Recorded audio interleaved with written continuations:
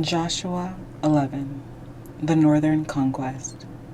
And it came to pass, when Jabin, king of Hazor, heard these things, that he sent to Joab, king of Madon, to king of Shimron, to the king of Akshaph, and to the kings who were from the north, in the mountains, in the plain south of Kidroth, in the lowland, in the heights of Dor, on the west, to the Canaanites in the east and in the west, to the Amorites, to the Hittites, to the Perizzites, the Jebusites in the mountains, and the Hivites below Hermon, in the land of Mizpah.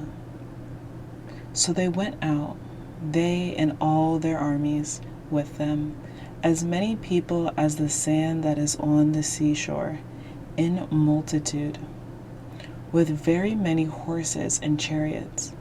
And when all these kings had met together, they came and camped together at the waters of Merom to fight against Israel.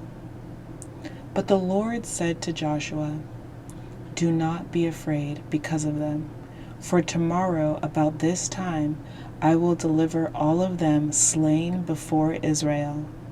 You shall hamstring their horses and burn their chariots with fire." So Joshua and the people of war with him came against them suddenly by the waters of Merom, and they attacked them. And the Lord delivered them into the hand of Israel, who defeated them and chased them to the greater Sidon, to the brook Mizrephoth, and to the valley of Mizpah eastward. And they attacked them until they left none of them remaining. So Joshua did to them as the Lord had told him. He hamstrung their horses and burned their chariots with fire.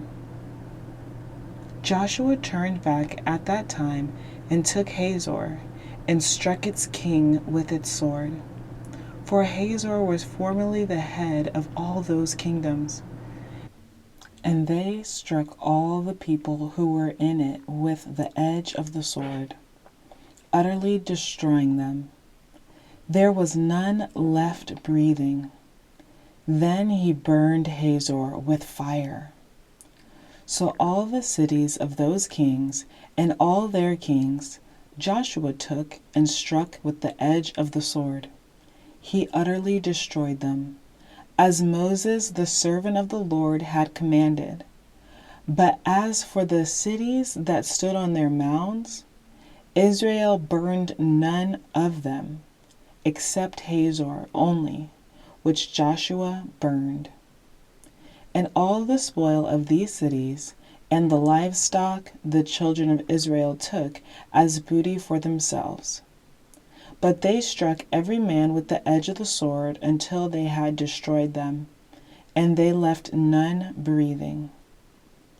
As the Lord had commanded Moses his servant, so Moses commanded Joshua, and so Joshua did.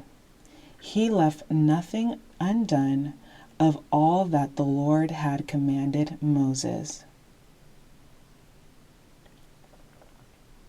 Summary of Joshua's conquest.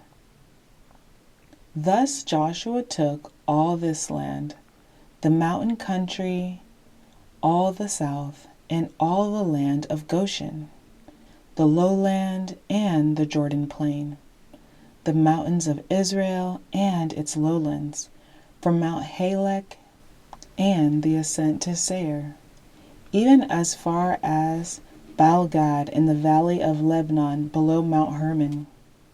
He captured all their kings and struck them down and killed them.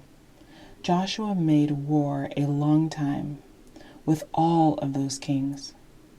There was not a city that made peace with the children of Israel, except the Hivites, the inhabitants of Gibeon. All the others they took in battle. For it was of the Lord to harden their hearts, that they should come against Israel in battle, that he might utterly destroy them, and that they might receive no mercy. but that he might destroy them, as the Lord had commanded Moses.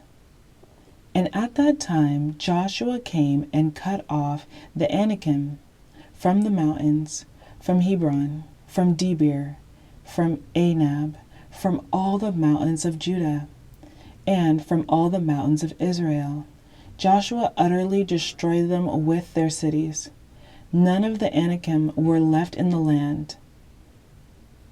Of the children of Israel, they remained only in Gaza, in Gath, and in Ashdod.